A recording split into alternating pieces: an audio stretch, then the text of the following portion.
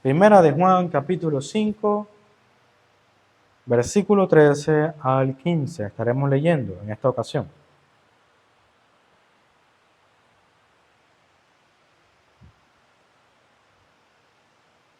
Dice la palabra de Dios: Estas cosas os he escrito a vosotros que creéis en el nombre del Hijo de Dios, para que sepáis que tenéis vida eterna, y para que creáis en el nombre del Hijo de Dios. Y esta es la confianza que tenemos en Él, que si pedimos alguna cosa conforme a su voluntad, Él nos oye. Y si sabemos que Él nos oye en cualquiera cosa que pidamos, sabemos que tenemos las peticiones que le hayamos hecho. Padre bueno que estás en los cielos, santificado sea tu nombre. Te damos gracias por tu palabra, te damos gracias por este tiempo. Te pedimos que tú nos bendigas, que tu favor esté con cada uno de nosotros y que podamos hoy día ser instruidos, corregidos, edificados por tu santa palabra. Ayúdanos, Señor, en el nombre poderoso de tu Hijo amado Jesucristo. Amén y amén. Perdón. Bien, hermanos, en esta ocasión estaremos hablando de un tema interesante, un tema importante que trata el apóstol Juan a modo de aplicación. Su epístola ha estado llena de afirmaciones teológicas. El núcleo de su epístola es una instrucción doctrinal a la iglesia, una reafirmación de doctrinas importantes que la iglesia debe preservar con el fin de también, valga la redundancia, subsistir, ¿verdad? Ser preservada como iglesia. La iglesia subsiste y vive si afirma estas doctrinas. Si las niegas, si niega estas doctrinas, la iglesia evidentemente se convertiría en una iglesia falsa o apóstata. Podríamos considerarla simplemente como algo que no podemos ni siquiera llamar iglesia, sino una secta. Así que usted podrá ver constantemente estas afirmaciones, pero también veremos prácticamente seguido a estas afirmaciones constantes aplicaciones de estas doctrinas. Y cuando me refiero a aplicaciones es aquello que usted debe hacer con la información que se le ha brindado. No solamente nosotros somos oidores de la palabra de Dios, sino hacedores de la misma. Y la doctrina que se nos enseña y se nos predica en la palabra de Dios debe ser aplicada en nuestro diario vivir, en nuestra forma de vivir siempre. En esta ocasión, el apóstol Juan nos instruye a la oración según la voluntad de Dios. Por eso el título de este sermón. El Evangelio como el fundamento, como la llave de nuestras oraciones. Y en el primer versículo que leíamos, el versículo 13, el apóstol Juan nos está recordando aquello que nos ha escrito. Él nos dice, estas cosas os he escrito. Entonces, en este caso, usted y yo podríamos decir, bueno, vamos a tener que hacer un resumen de todo el libro, ¿no? Los 5 capítulos que hemos visto anteriormente. Pero no necesariamente. Estas cosas os he escrito para a vosotros que creéis en el nombre del Hijo de Dios, con el propósito de que sepáis que tenéis vida eterna. El apóstol Juan le está hablando a la iglesia, le está hablando a aquellos que ya creen en Cristo Jesús, aquellos que han puesto su confianza en el Señor. Y las cosas que ha escrito tienen el propósito, mi querido hermano, de que afirmemos la enseñanza de que tenemos vida eterna en Cristo, cosa que ya nos ha dicho. Ahora, permítame hacer un pequeño resumen de lo que ya Él nos ha dicho, el apóstol Juan. No vamos a hacer todo el libro, pero sí el capítulo 5. Y usted se dará cuenta de que es bastante lo que nos ha dicho el apóstol Juan. En el versículo 1 del capítulo 5 nos dijo La fe en Cristo es precedida por el nuevo nacimiento. Todo aquel que cree en Cristo ha nacido de Dios, dice el versículo 1. En otras palabras, para creer en Cristo, deben nacer de Dios primero. Esto es una obra soberana, una obra sobrenatural, una obra de Dios en el hombre. De tal manera de que el hombre pueda responder de forma positiva al llamado que hace Cristo a todos los pecadores. También en el versículo 1 nos dice que aquel que ama a Cristo también debe amar a su iglesia. Aquel que ama a Dios debería amar a sus hermanos, ¿verdad? Aquellos que han sido engendrados por Él. Aquel que ama al que lo engendró debería también amar a aquellos que han sido engendrados por Él.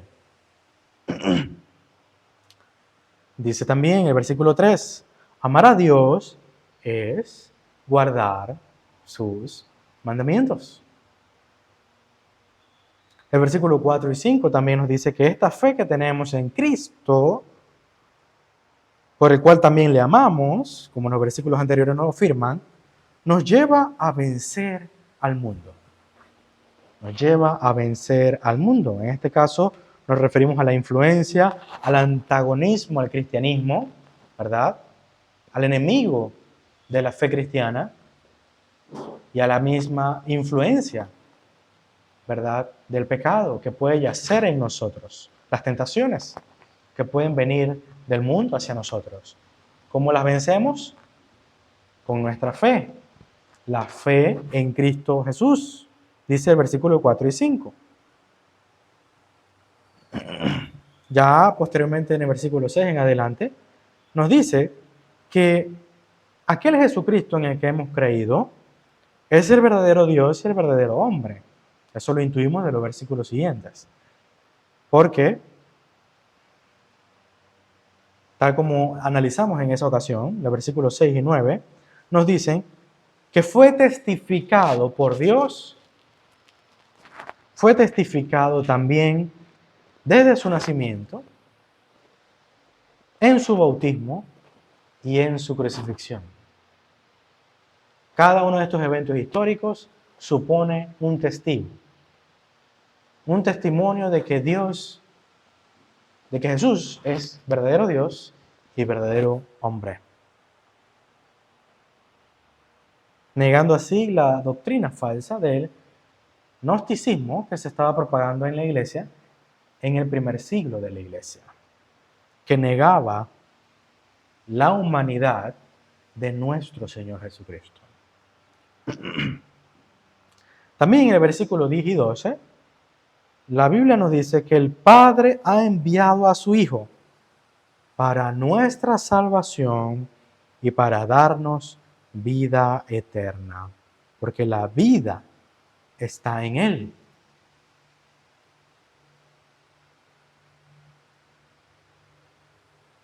Este es el resumen, mi querido hermano, y todo lo dicho en los versículos anteriores, de forma resumida, a forma de afirmaciones, en forma de declaraciones, y del punto principal de cada uno de estos versículos.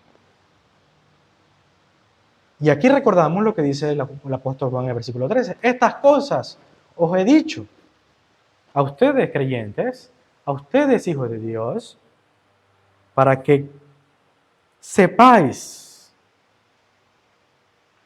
que tenéis vida eterna. El concepto de saber aquí implica una persuasión absoluta, una convicción completa, que componga cada aspecto de su vida. Así como usted sabe que hay algo que a usted lo mantiene en la tierra y no sale volando en nuestra atmósfera, usted está persuadido de que hay algo llamado atmósfera, ¿verdad? Algo que es llamado también, ¿verdad?, gravedad, que mantiene sus pies sobre la tierra. Así como usted sabe y está totalmente convencido que el sol sale por el horizonte y que la tierra es redonda, ¿verdad? Estas convicciones que ni siquiera son motivo de discusión en su vida diaria. Asimismo, lo que el apóstol Juan les está diciendo a la iglesia en Efeso y a ustedes y a mí hoy es que el propósito por el cual les he dicho todas estas cosas es para que estén completamente seguros de que en Cristo tienen vida eterna. De que la vida que le sigue a esta es imperecedera. De que la vida que viene después de este pequeño periodo de tiempo en la tierra no es comparable con el gran peso de gloria que se acumula en la eternidad para con nosotros. Es poca cosa lo que vivimos hoy acá, comparado con lo que viviremos en la eternidad. Ciertamente el Evangelio del apóstol Juan, ¿verdad? Como todos saben, su Evangelio tenía como propósito que nosotros confiáramos en Cristo, tal como lo dice el capítulo 20 del Evangelio de Juan, versículo 31. Él dice, pero estas se han escrito para que creáis que Jesús es el Cristo, el Hijo de Dios. Eso es lo que dijo el apóstol Juan en su Evangelio. Asimismo, ahora el apóstol Juan, podemos decir con toda confianza, que el propósito de esta epístola para la iglesia es que no solo crea en Cristo Jesús como su Señor Salvador, que es el Hijo de Dios, sino que afirme esa convicción de tal manera de que esté confiado cada paso que da en la vida, en su día a día. Esté confiado de que su futuro está seguro en Él, de que no hay incertidumbre en el día de mañana. Es por eso que Jesucristo también instruía a sus oidores y a los apóstoles a que no tuviéramos esa ansiedad enfermiza por el día de mañana. Ese nerviosismo y ansiedad que en última instancia se puede resumir en desconfianza en todas las cosas que pasarán mañana. En una fecha normal, probablemente usted y yo estaríamos aquí pensando, mañana es lunes. Ay, mañana ¿qué voy a hacer de comer? No hay nada en la alacena. No hay nada en la refri. Ay, mañana. Jesús dice, cada día tiene su afán. Preocúpate por este día. Pero el contenido doctrinal que guía esta instrucción es la confianza plena en Cristo Jesús, de que nuestro futuro está seguro en Él, de que debemos confiar en Él todo cuanto tenga que ver con nosotros, nuestra vida, nuestras familias, nuestro porvenir, y que estemos tranquilos. Esto no es lo mismo, mi querido hermano, que una vida licenciosa, una vida negligente. El pastor dijo que no nos preocupemos por mañana. Por consiguiente, no agendemos nada. Cuando un cliente nos llame y nos dice, ¿qué día? Pues no, si no es hoy, yo no puedo agendar otro día, porque yo no me afano por el otro día que no sea el día de hoy. Esa no es la aplicación. Eso es negligencia. Eso es una vida desordenada. Podemos planificar, podemos proponer, ¿verdad?, el futuro, hacer planes, pero nuestro futuro, nosotros solamente podemos contar con Dios de que este futuro se cumpla. Por eso también el apóstol Santiago instruye a aquellos hombres pedantes, orgullosos, que decían, yo mañana y pasado haré y haré y haré y haré, y haré esto. Pero esta era una actitud sin Dios. Era una actitud independiente a Dios.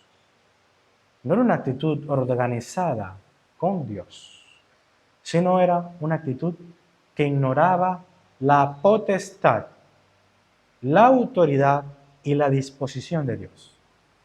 Por eso Santiago instruía a la iglesia a que nosotros nunca tengamos esa actitud, sino que digamos, si Dios así lo quiere, si Dios así lo permite. Esa es la instrucción de Santiago.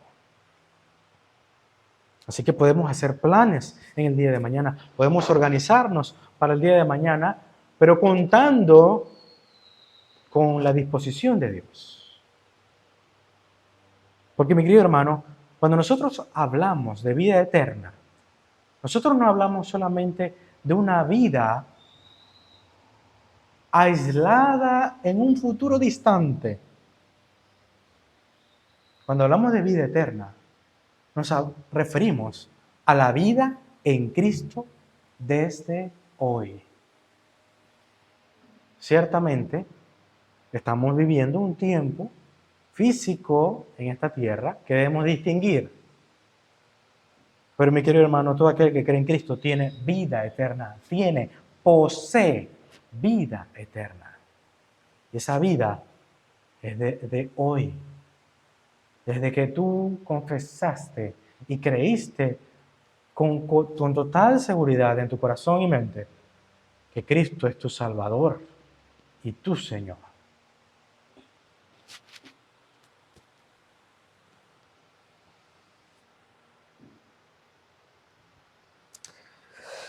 La seguridad de la salvación es el objetivo en este tiempo de nuestro peregrinaje en la tierra.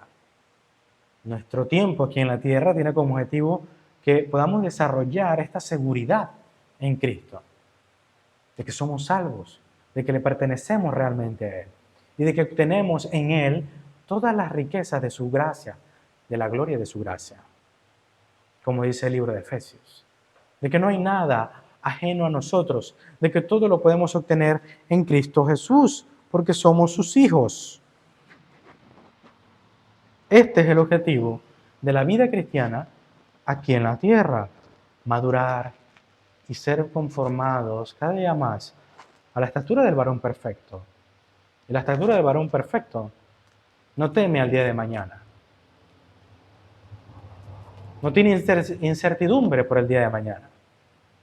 El varón perfecto, aquel que es a la imagen de nuestro Señor Jesucristo, confía plenamente en el Señor. Mi mañana es de Dios.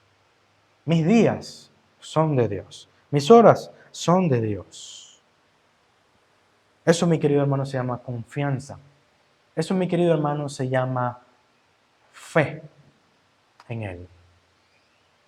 No solamente para nuestro pasado y presente, sino para nuestro futuro. Esto es lo que busca el apóstol Juan para con la iglesia y para con nosotros. Que usted y yo confiemos plenamente en Él. Y no solo para algunas cosas. No solamente, bueno, Él me perdonó los pecados. Yo creo eso. Yo confío en eso. Sí. Pero ¿y en el mañana? Los pecados del próximo año. Los pecados del porvenir. ¿Su fidelidad sigue intacta? ¿Él sigue siendo el mismo ayer, hoy y por los siglos de los siglos? ¿O desconfiaremos en Él mañana? ¿Dudaremos de Él mañana? ¿Verdad que no? No tiene sentido. Esto, mi querido hermano, también se refleja un capítulo antes. En el capítulo 4, versículos 15 y 17, dice: todo aquel que confiese que Jesús es el Hijo de Dios, Dios permanece en él. Y él, el hombre que cree en Cristo, permanece en Dios. Y nosotros hemos conocido y creído el amor que Dios tiene para con nosotros. Dios es amor, y el que permanece en amor, permanece en Dios, y Dios en él. En esto se ha perfeccionado el amor en nosotros, para que tengamos confianza en el día del juicio. En el día en el que Cristo vuelva y juzgará a los vivos y a los muertos, como decíamos, leyendo el Credo de los Apóstoles, y como dice el apóstol Pablo a Timoteo. Cristo vendrá y juzgará a los vivos y a los muertos. Y cuando juzgue a los vivos, cuando juzgue a aquellos que tienen el sello del Espíritu Santo, cuando juzgue a aquellos que tienen su nombre plasmado en sus frentes, cada uno de ellos dirá: yo te pertenezco, Señor. Yo soy tuyo.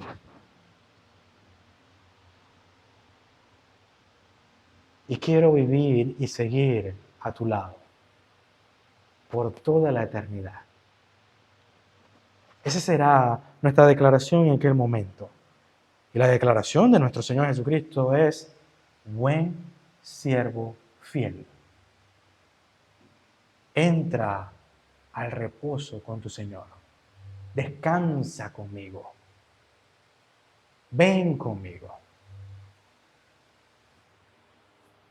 Ya no estaremos más turbados en esta vida, en este peregrinaje tortuoso, como pasó con los discípulos en el capítulo 14 de Juan, cuando Cristo les dice: es necesario que yo me vaya.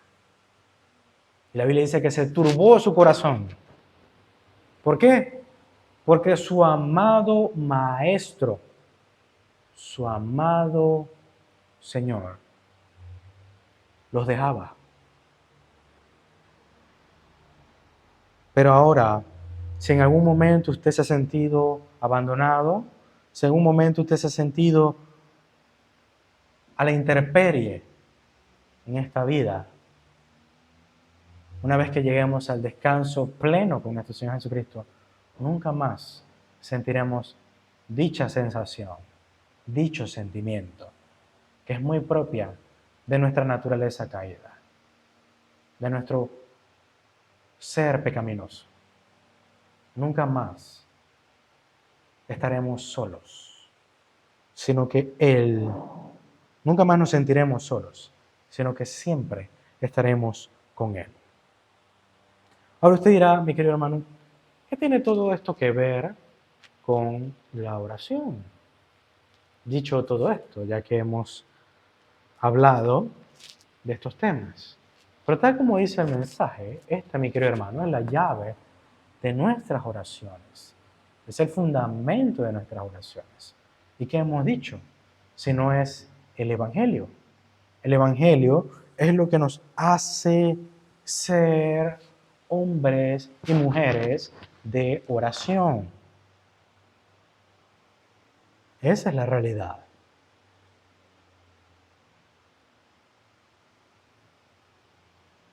Yo quiero que ustedes sepan, mi querido hermano, que orar no es solamente cerrar los ojos y pedir algunas cosas.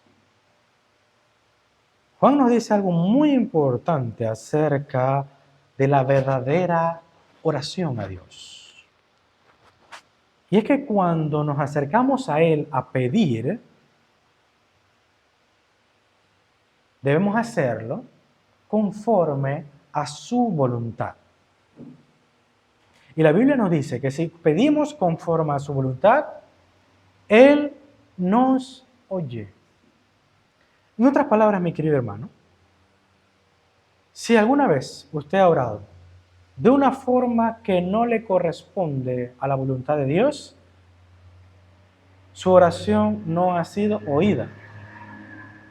Y en un momento quiero aclarar este término acerca de que Dios nos oye, pero quiero quedarme primeramente con la instrucción de Juan acerca de la calidad y forma de nuestra oración. Las oraciones que hacemos no deben ser solamente cerrar los ojos, usar las palabras correctas, repetirlas una y otra vez y ya. Debe ser conforme a su voluntad. Nuestras peticiones deben ser conforme a su voluntad.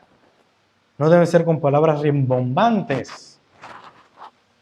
No sirve de nada que usted tenga una hora orando, una hora y media, 2 horas. No sirve de nada. Si lo que usted hizo en esas 2 horas fue blasfemar el nombre de Dios, fue insultar la gloria de Dios, que es lo que creo que la mayoría de las iglesias hoy hacen en sus reuniones dominicales. Hoy muchas iglesias están blasfemando el nombre de Dios con sus declaraciones y sus decretos. Eso no es más que un insulto a la gloria de Dios.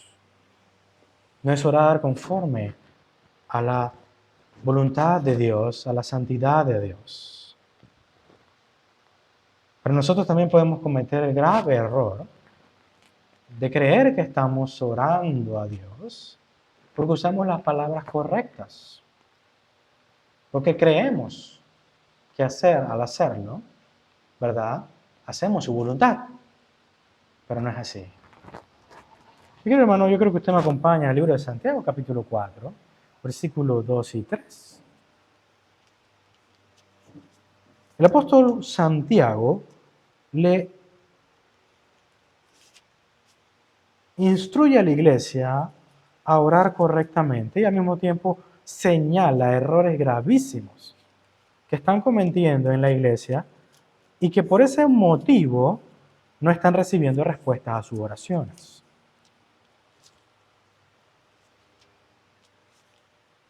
Libro de Santiago, capítulo 4,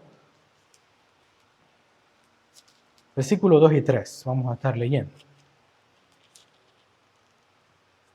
Dice así: codiciáis y no tenéis, matáis y ardéis de envidia y no podéis alcanzar, combatís y lucháis, pero no tenéis lo que deseáis, porque no pedís. Versículo 3 dice: pedís y no recibís, porque pedís mal, para gastar en vuestros deleites. Esto es lo que dice el apóstol Santiago. ¿Cuál es el objetivo de aquellos que oran? El objetivo de aquellos que oran es gastar en sus deleites. Sí, ellos piden, pero piden mal. Piden conforme a sus placeres, piden conforme a sus deseos pecaminosos y no conforme a la voluntad de Dios.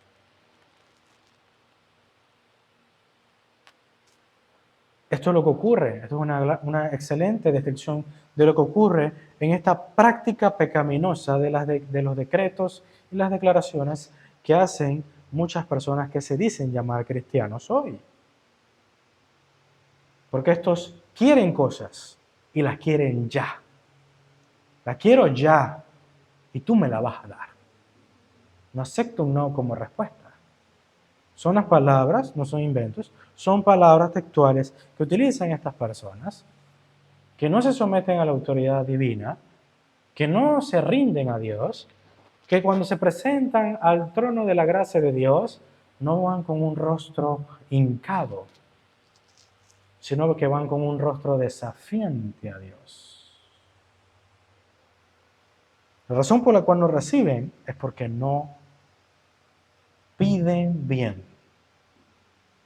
Ahora, muchas de estas personas te van a decir, no, y lo hacen, porque van a las iglesias y dan sus testimonios. Yo decreté, yo declaré y recibí lo que tanto pedía, añoraba.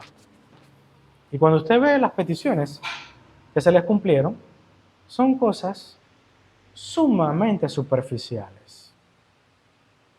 Sumamente superficiales.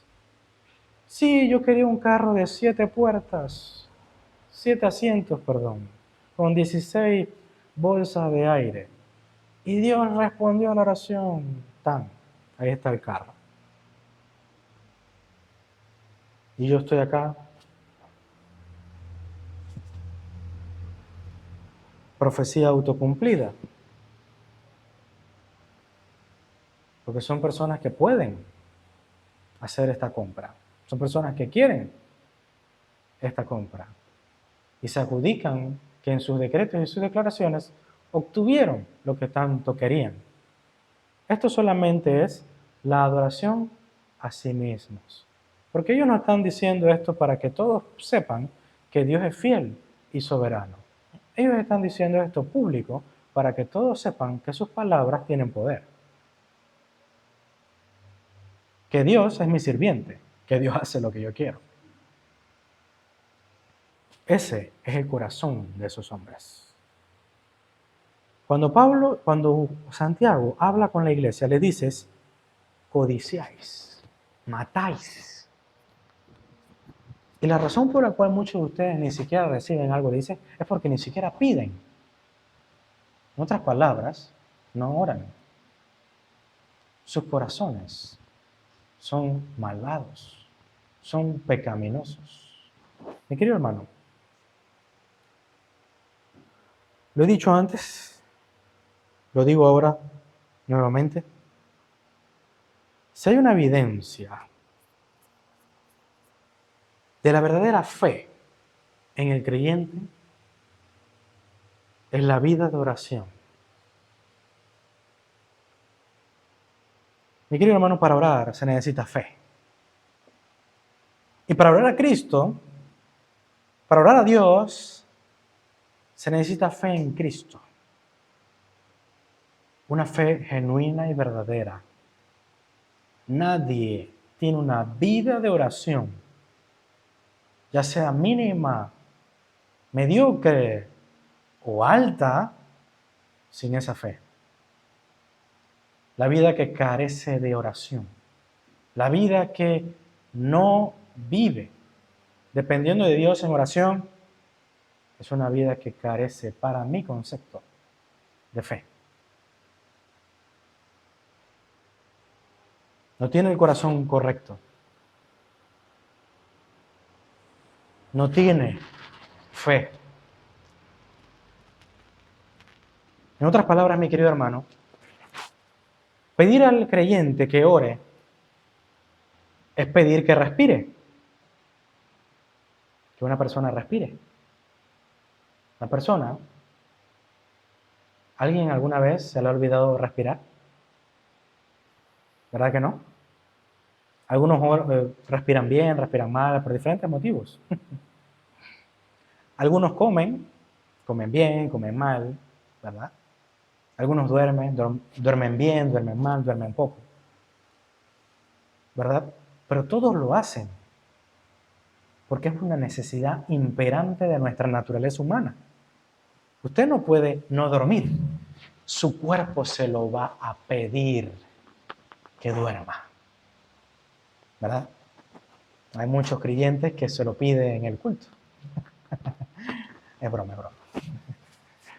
Hay algunos que a las 12 del mediodía ya el cuerpo les dice, quiero comer. ¿Verdad que sí? Así que estas son necesidades naturales de nuestra humanidad. Asimismo, mi querido hermano, yo estoy convencido que la naturaleza del nuevo hombre, la naturaleza del nacido de Dios, es una naturaleza que pide a gritos orar. Ciertamente puedes pecar en ser negligente en la oración, ¿sí? Puedes ser negligente, sin duda.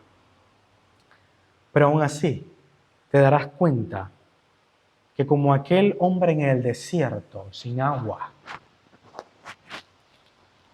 te estás deshidratando. Te estás muriendo lentamente porque no oras, porque no buscas a Dios. Eso es algo que debemos tener presente como creyentes. Ahora, como dije, no es solamente orar por orar. Debemos tener el corazón correcto. ¿Qué es entonces?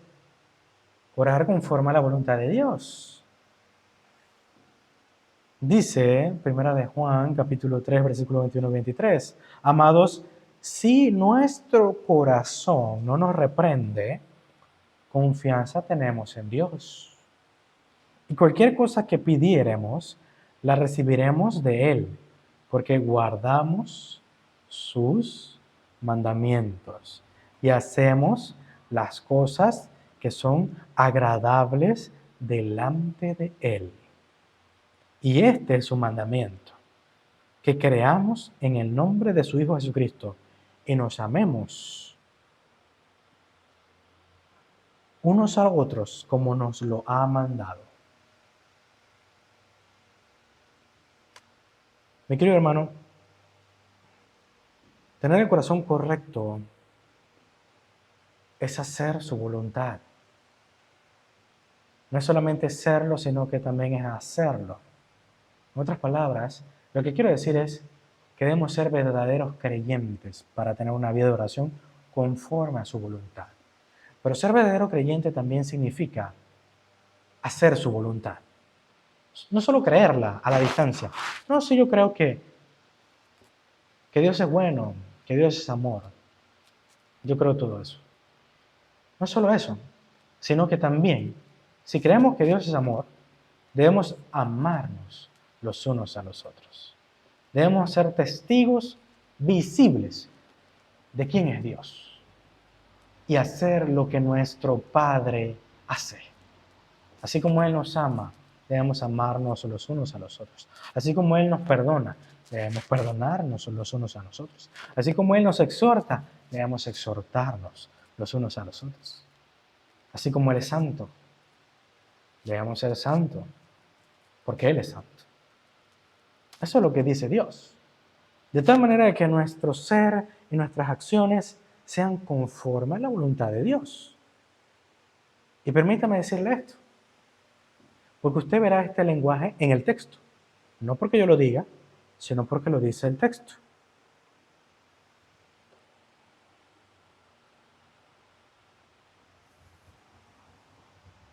El versículo que estamos estudiando, el versículo 15, dice así.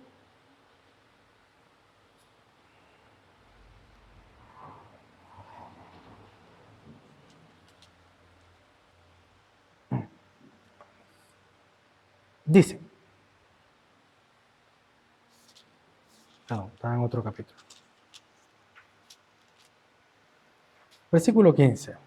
Y sabemos que Él nos oye en cualquier cosa que pidamos. Y sabemos que tenemos las peticiones que le hayamos hecho. Punto.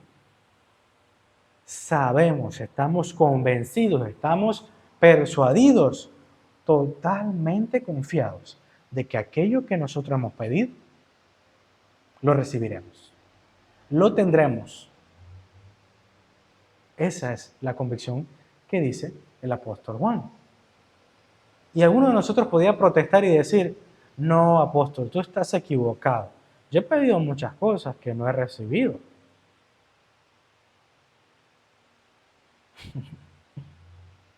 Yo pedí varias cosas y no las he recibido en mis manos. Te equivocas, Juan. No sé dónde aprendiste eso, pero en mi experiencia no es así. Muchas veces converso con otros cristianos que tienen otras convicciones sobre diferentes temas.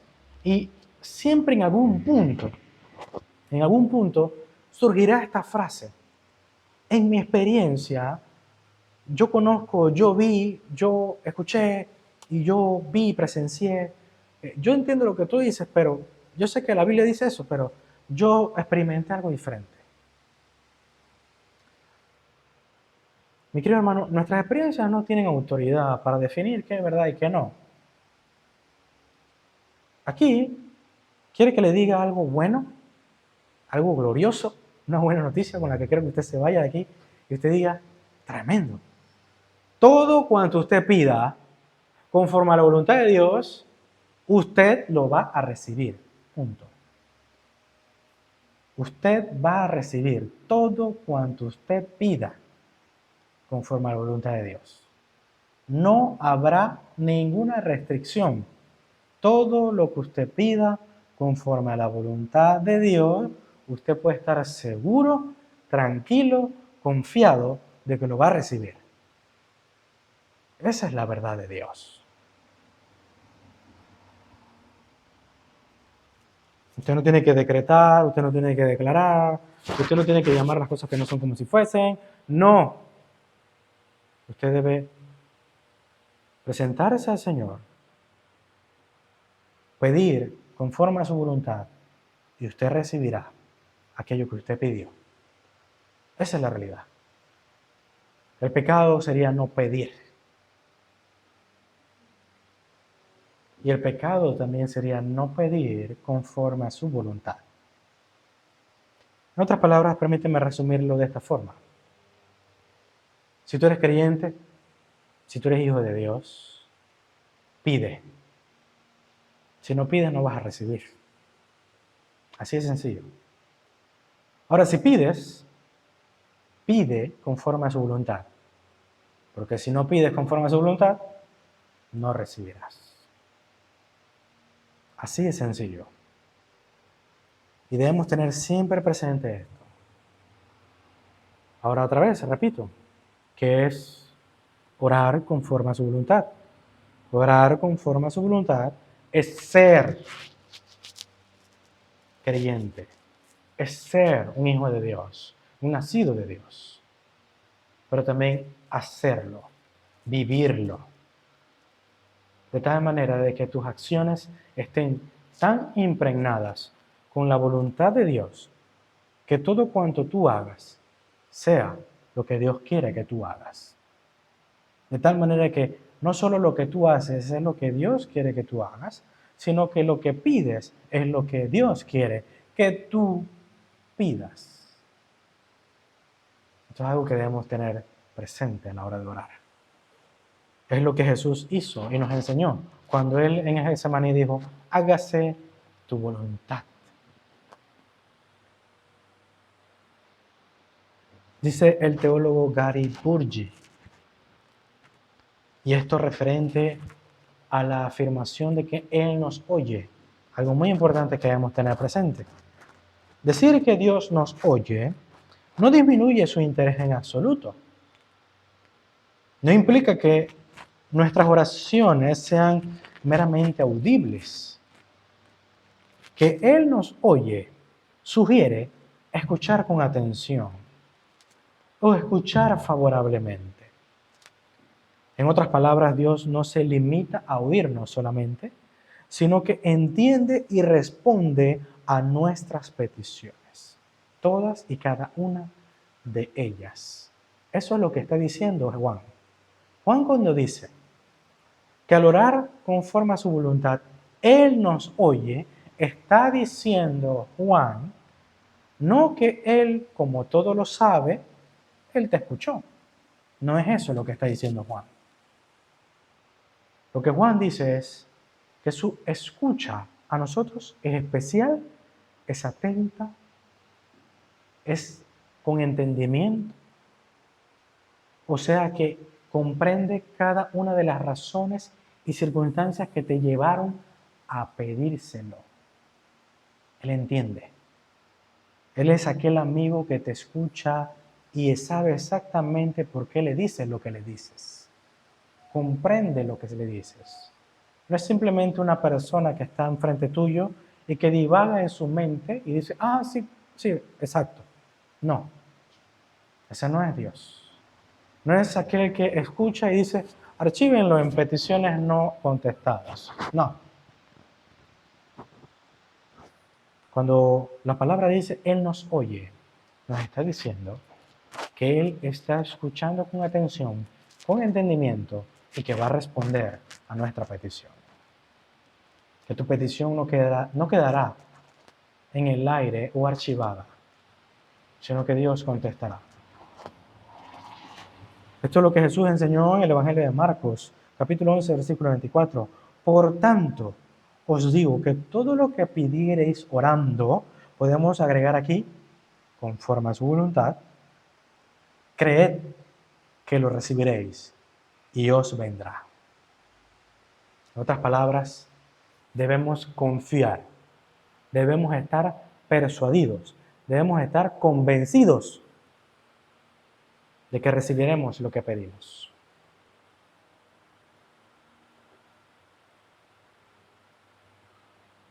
Les puedo asegurar, mi querido hermano, que orando de esta manera van a recibir lo que piden. Y aún más, de lo que has dicho con tus labios. Como siempre, el Señor nos ha dado todo lo que necesitamos, todo lo que hemos pedido. Y no solo lo que hemos pedido, sino que siempre nos ha dado más de lo que ha salido de nuestros labios. Mi querido hermano, quiero que usted entienda y comprenda lo siguiente. La razón por la cual nuestras peticiones son contestadas, la razón por la cual nuestras oraciones son escuchadas, es porque creemos en Él, en Cristo. Y su posición delante de Dios es ahora nuestra posición delante de Dios. Su privilegio delante de Dios es ahora nuestro privilegio delante de Dios. Cuando usted ora, mi querido hermano, usted no ora porque sí, nada más. Usted ora porque confía en Cristo. Y es en Cristo que usted recibe todo lo que pide.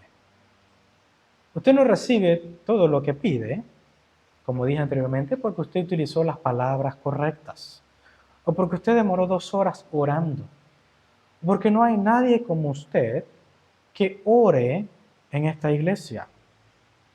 Usted recibe lo que pide porque usted, a la hora de orar, se presenta en el nombre de nuestro Señor Jesucristo, en el nombre de Él, a la cuenta de Él, por los méritos de Él, por su obra en la cruz. Señor, te lo pido. Te pido que salves a mi familia. Te pido que salves a mis hijos. Te pido que tú proveas a mi familia, que tú proveas mi casa. Te pido que tú me des una esposa, que tú me des un esposo. Te pido, oh Dios, por el amor que le tienes a tu Hijo amado, Jesucristo, por lo que Él hizo por nosotros, que tú bendigas esta iglesia. En su nombre oramos y en su nombre recibiremos. Padre bueno que estás en los cielos, santificado sea tu nombre. Gracias, Señor, por esta oportunidad en la cual escuchamos tu palabra, en la cual podemos ser instruidos por tu palabra. Muchos no han tenido esta oportunidad. Muchos hoy añoran tener esta oportunidad. Pero gracias, Señor. Gracias por este tiempo. En el nombre poderoso de Jesús. Amén y amén.